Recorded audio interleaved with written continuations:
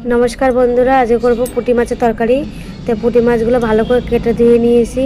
एखाने निएछि हच्छे गैसेर उपर कड़ाई बसिए दिएछि और माछेर मধ্যে हलुद दिलाम लवण दिलाम दिए माछटाके भालो करे माखिए नेब निए और एखाने हच्छे कड़ाई गरम हये गेछे दिए देब सर्षेर तेल। एबार तेल गरम हये गेछे एबार माछगुलो भेजे नेब। एबार माछगुलो भेजे नेब भालो करे। माछ আমার বর নিয়ে এসেছে নদী থেকে ধরে পুঁটি মাছগুলো জ্যান্ত ছিল। আমি ভালো করে কাটলাম, কেটে বাইরে ধুয়ে নিলাম ভালো করে। জ্যান্ত পুঁটি মাছ খেতে ভালোই লাগে। মাছ ভাজা হয়ে গেছে, তুলে নেব। এবার বাদ বাকি মাছগুলো ভেজে নেব। দুদিন রান্না করতে পারিনি, আমি দুদিন বাড়ি ছিলাম না, তাই রান্না করতে পারিনি, তাই যে আজকে রান্না করছি। মাছ ভাজা হয়ে গেছে, তুলে নিয়েছি। আর একটু তেল দিয়ে দিলাম, তেজপাতা দিয়ে দিলাম, শুকনো লঙ্কা দিয়ে দিলাম, জিরে দিয়ে দিলাম।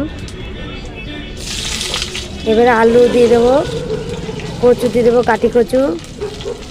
এবারে হলুদ গুঁড়ো দিয়ে দিলাম, লবণ দিয়ে দিলাম। এবার একটু ভেজে নেব, আলু আর কাটি কচুটা ভালো করে ভেজে নেব।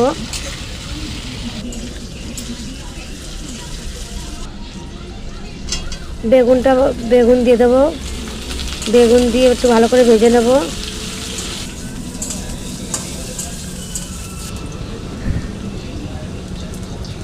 এবার এখানে জিরে গুঁড়ো, ধনে গুঁড়ো, হলুদ আর লঙ্কার গুঁড়ো দেবো। একটু জল দিলাম, দিয়ে একটু ভালো করে কষিয়ে নেব।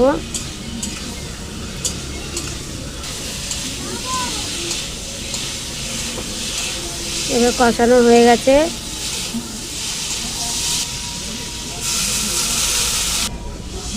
জল দিয়ে দেবো।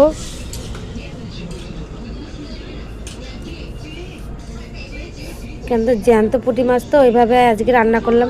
দিয়ে দেবো লবণ। ঝোল ফুটে গেছে, ভাজা মাছগুলো দিয়ে দেবো।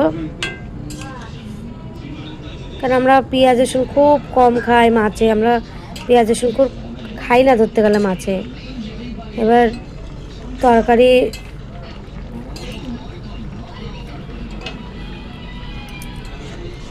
আমার প্রায় হয়েই গেছে। এবার আমি দিয়ে দেবো একটু ভাজা জিরের গুঁড়ো।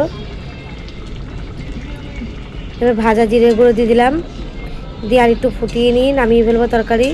এই রান্নাটা কেমন হয়েছে আপনারা একটু কমেন্ট করে জানাবেন। আপনারা এরকম করে রান্না করে খাবেন, দেখুন ভালো লাগে খেতে। এবার তরকারি নামিয়ে ফেলবো। তরকারি হয়ে গেছে, নামিয়ে নিয়েছি।